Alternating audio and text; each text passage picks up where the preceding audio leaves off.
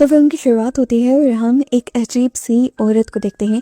वो एक बहुत ही गंदे कमरे में बैठी हुई थी, चारों तरफ मक्खियां भिन भिना रही थी और उसके कमरे में बहुत सारी डॉल्स रखी हुई थी।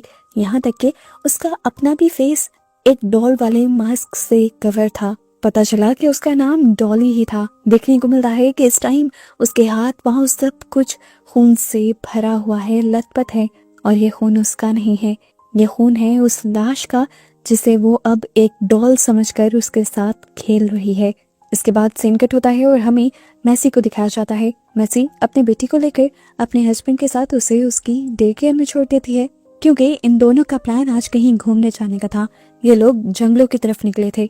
जहाँ ये लोग जंगल की खूबसूरती से मजे ले रहे थे, वहीं दूसरी तरफ हमने डॉली को देखा जो बहुत सारी डॉल्स लिए और साथ में उस लाश को हाथ में उठाए इसी जंगल के दूसरी तरफ आ रही थी। एक खास जगह पर आकर वो रुक जाती है और दिखाया जाता है कि वहां पर उसने बहुत सारी डॉल्स को रखा हुआ था। इन डॉल्स के दरमियान में वो एक बड़ा सा गड्ढा बनाती है और उसमें उस लाश को रख देती है। कुछ ही देर बाद जब मैसी और भी थोड़ा आगे पहुंचते हैं तो जंगल में उन्हें बहुत सारी डॉल्स दिखती हैं। ये समझ लें कि उसी डॉली का इलाका था। ये लोग इन डॉल्स को देखकर डरते नहीं हैं, बल्कि इनका मजाक बनाते हुए आगे बढ़ जाते हैं। खैर, इस सब के बाद ये लोग यहाँ पर सारी चीजें छोड़कर एक लेक के किनारे आ जाते हैं। इससे पहले कि ये लोग यहाँ पर एंजॉय कर पाते या कुछ भी और करते, इन्हें जंगल में से अजीबो गरीब डरावना सा साउंड सुनाई देता है। हमने देखा कि ये साउंड भी डॉली ने ही प्ले किया था अपनी एक डॉल के सिस्टम से। इस म्यूजिक से ये दोनों डिस्टर्ब हो जाते हैं और मैसी का हस्बैंड चेक करने के लिए जाता है कि ये सारी आवाजें आ कहां से रही हैं। चलते चलते वो डॉली के एरिया तक भी पहुंच गया था, जहां पर डॉली बहुत ही अजीबो गरीब तरीके से एक्ट कर रही थी। उसे देखकर इस आदमी को लगा कि जरूर डॉली पागल है और वो भटक कर यहाँ पर आ गई है। वो सोचता है कि चलो मैं इसे इसके घर पहुंचा देता हूँ, लेकिन जैसे ही वो डॉली के करीब आता है, डॉली उसी से डर जाती है और उसी के ऊपर फिर हमला भी कर देती है। पहले वो उसका गला दबाती है और फिर उसे नीचे फेंक देती है। उसे तो संभलने का मौका भी नहीं मिलता कि डॉली यहाँ पर एक बड़ा सा टूल उठाते हुए पहले उसके बाहों में स्टैब कर देती है और फिर उसके मुंह में कुछ इस तरह से स्टैब करती है कि उसका जबड़ा टूट जाता है और वो यहाँ पर बेहोश हो जाता है। काफी देर गुजर जाने के बाद जब मैसी ने नोटिस किया कि उसका हस्बैंड नहीं आया, तो वो भी उसे चेक करने के लिए जंगल में चली गई और जल्द ही अब वो उस एरिया में थी जहाँ पर डॉली ने उसे रखा हुआ था। मैसी को वहां जाते ही पहले ही बहुत सारी डॉल्स दिखती हैं और फिर एक लाश भी, जिसे देखकर वो जोर से चिल्ला देती है और उसकी चीख सुनते ही यहाँ पर डॉली आ जाती है। वो डॉली से पूछती है, मेरा हस्बैंड कहाँ है?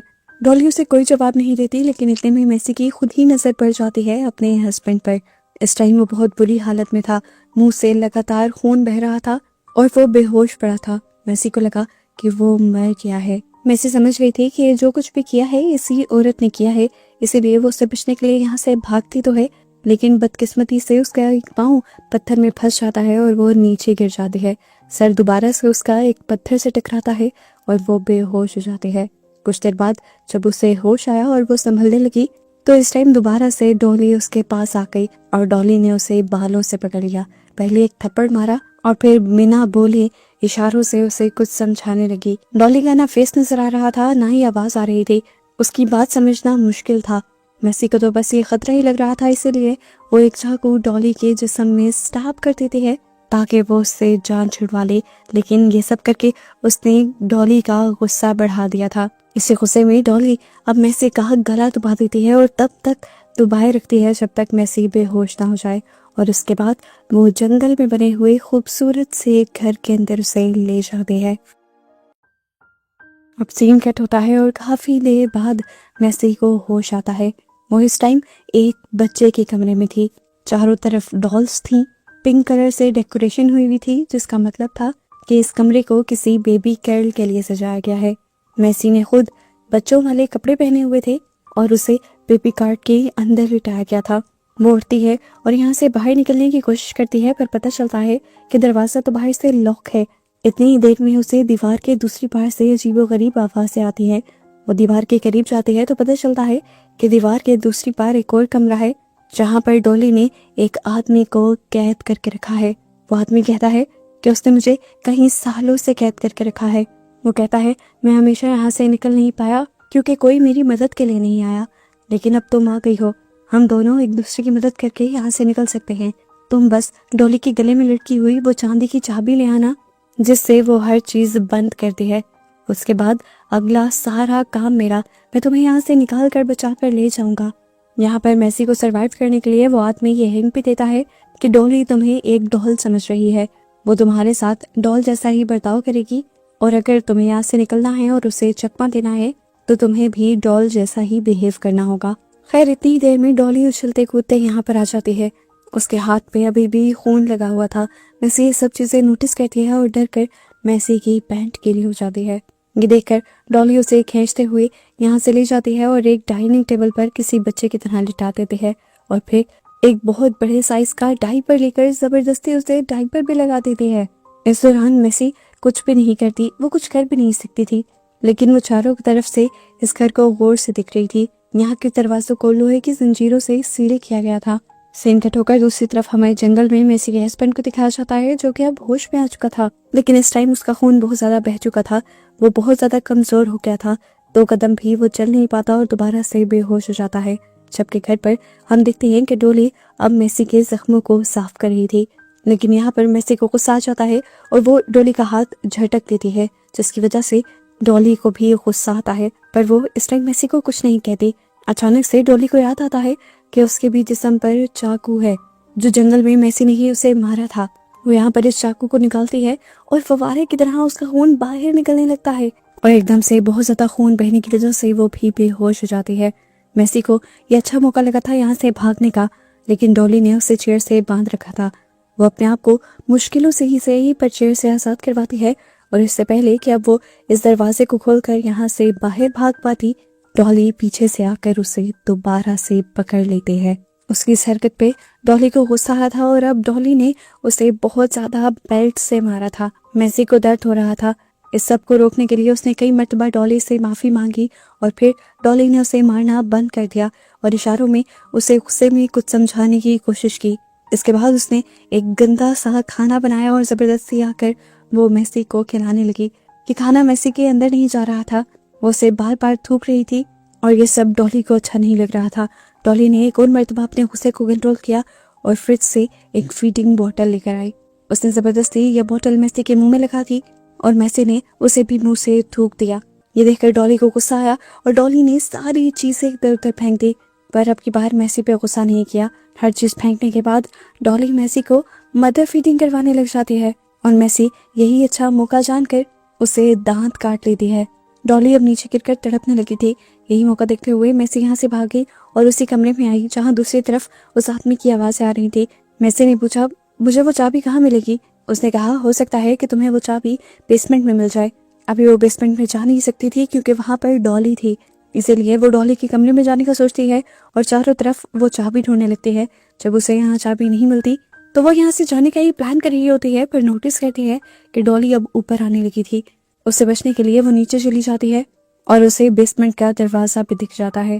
बेसमेंट के अंदर जाने पर यहाँ का नज़ारा बिल्कुल चेंज था। इस बेसमेंट को बहुत सारी डॉल्स के जरिए बहुत प्यारा सा सजाया गया था।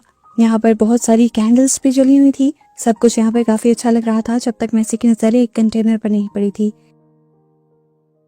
इस कंटेनर के अंदर एक लड़की का सर था जिसके गले में वही चाबी लटकाई गई थी और उसके चेहरे पर एक डॉल का मास्क लगाया गया था।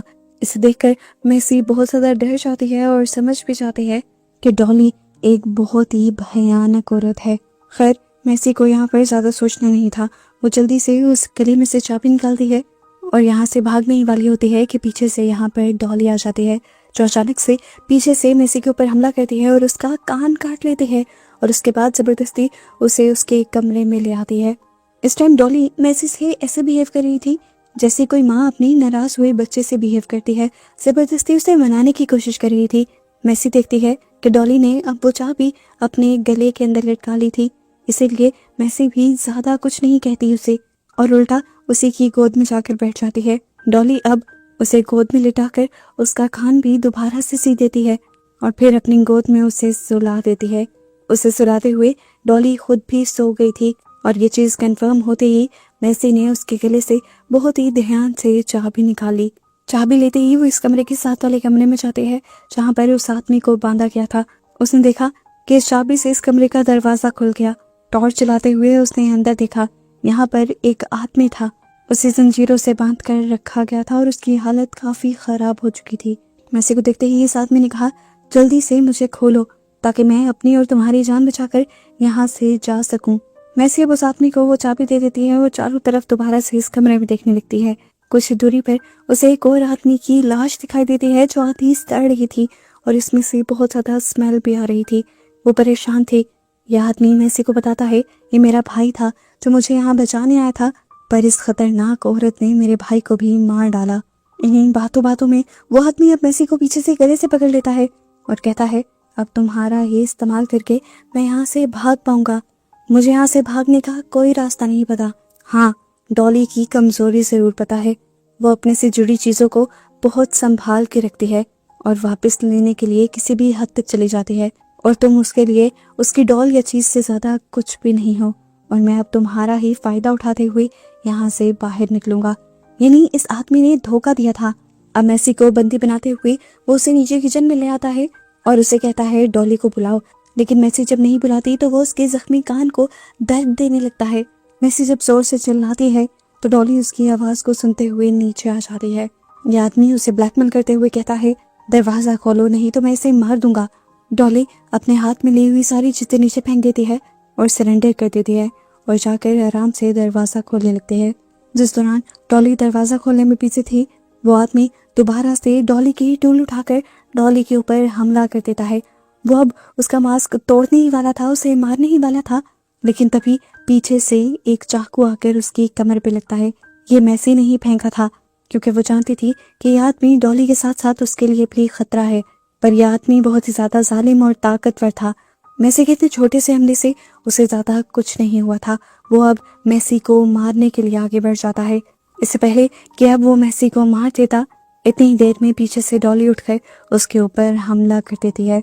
वो आदमी नीचे गिर जाता है, जिसके बाद डॉली अपने टूल से उसे इतना मारती है, इतना मारती है, इतना मारती है कि खून निकल निकल कर उसकी मौत हो जाती है। डॉली का ये रूप देखकर मैसी और भी ज्यादा खौफ में आ जाती है, पैनिक हो जाती है और चिल्लाने लगती है। डॉली उसे बालों से पकड़कर उसके रूम में ले आती है। इस टाइम डॉली को बहुत ज्यादा गुस्सा आ रहा था, क्योंकि वो जानती थी कि यह आदमी मैसी की वजह से ही कमरे से बाहर निकल पाया है। वो मैसी के ऊपर गुस्सा दिखा रही थी, यहाँ कमरे की सारी चीजें तोड़ रही थी। इस दौरान मौके का फायदा उठाकर मैसी एक और मरतबा यहाँ से भागने की कोशिश करती है, पर डॉली उसे पीछे से पकड़ लेती है और उसके भागने के जुर्म में उसका गला दुबा देती है। इससे पहले कि वो मर जाती, वो यहाँ पर डॉली की कमजोर पॉइंट को इस्तेमाल करती है और डॉली से कहती है, mummy sorry, I love you mummy. बस ये सुनना था कि डॉली ने उसे छोड़ दिया। असल में मैसी समझ गई थी कि डॉली को एक बच्चे का प्यार चाहिए और उसी की साइकी का इस्तेमाल करते हुए उसने अपने आप को छुड़वा लिया था। अब ठीक इसी टाइम पर उसे बाहर से अपने हस्बैंड की आवाज आ जाती है। मैसी को खुशी होती है ये जानकर कि उसका हस्बैंड अभी तक न सिर्फ जिंदा है बल्कि उसे बचाने भी आया है। पर मैसी सामने के दरवाजे से नीचे नहीं जा सकती थी, क्योंकि दरवाजे के सामने डॉली खड़ी हुई थी। इसलिए वो अपनी जान पर बाजी लगा देती है और दूर से भागते हुए विंडो की तरफ जंप करती है और विंडो को तोड़ते हुए यहाँ बिल्डिंग से नीचे गिर जाती है। एक मर्तबा के लिए मैसी को बुरी तरह चोट तो लगी, लेकिन फिर भी वो लड़खड़ाते हुए अपने हस्बैंड के पास आ गई। इस टाइम उसका चेहरा बिल्कुल बिगड़ा हुआ था, लेकिन मैसी को चेहरे की परवाह थोड़ी थी। इधर डॉली विंडो से ये सब कुछ देख रही थी। वो देख रही थी कि किस तरह इस आदमी के आने पर उसकी डॉल यानी मैसी उससे दूर हो गई।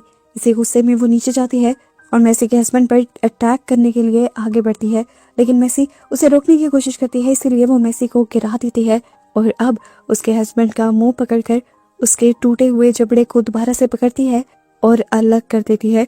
उसका ऊपर वाला मुंह अब नीचे वाले मुंह से अलहदा हो गया था। उसे बहुत ज्यादा दर्द हुआ और वो अब यहाँ पर मारा गया। मैसी जो है सब देखकर डरकर जंगल की तरफ भागी थी। डॉली अब उसके पीछे पीछे थी। वो उसे मारना चाहती थी, पर जंगल में पहुंचकर मैसी को भी एक स्टिक मिल जाती है, जिससे वो अपनी जान बचाने के लिए उल्टा डॉली को ही मारना शुरू कर देती है। पर डॉली की ताकत उससे बहुत ज्यादा थी। डॉली बार बार उसके ऊपर हावी हो जाती थी। इसीलिए गुस्से में इस मर्तबा मैसी ने उसके चेहरे के मांस को ही तोड़ दिया, जिसे टूटा हुआ देखकर अचानक से डॉली पैनिक हो गई और यहाँ से भाग गई। इस दौरान मैसी ने दोबारा अपने आप को बचाकर यहाँ से भागने की कोशिश की, लेकिन इसी दौरान उसका पांव स्लिप हुआ और वो एक गड्ढे में गिर गई।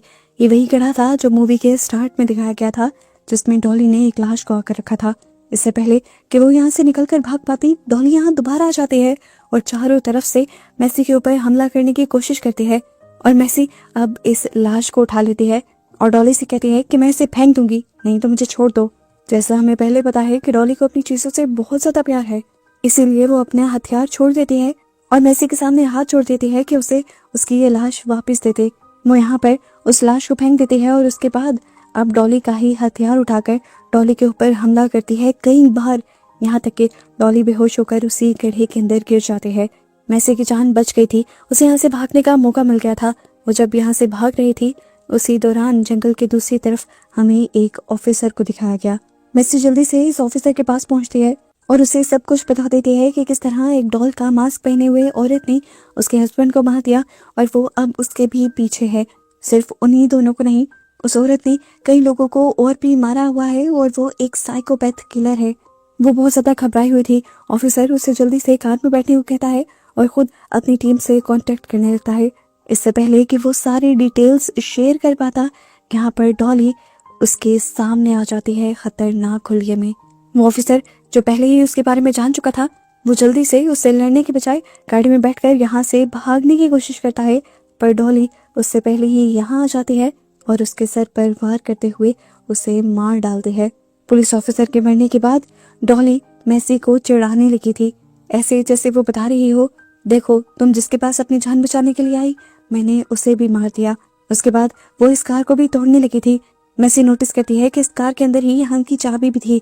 वो जल्दी से इस कार की दूसरी सीट पर आती है और कार को चलाते हुए यहाँ से भाग निकलती है।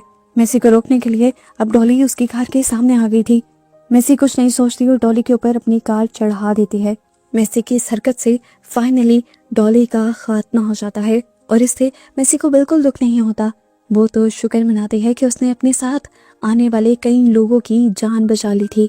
डॉली को हराने के बाद वो एक सुख का सांस लेती है और फिर अकेले ही यहाँ से कार लेकर निकल जाते हैं और उसे यहाँ से बचकर भागता दिखाते हुए ये मूवी यहाँ खत्म हो जाती है।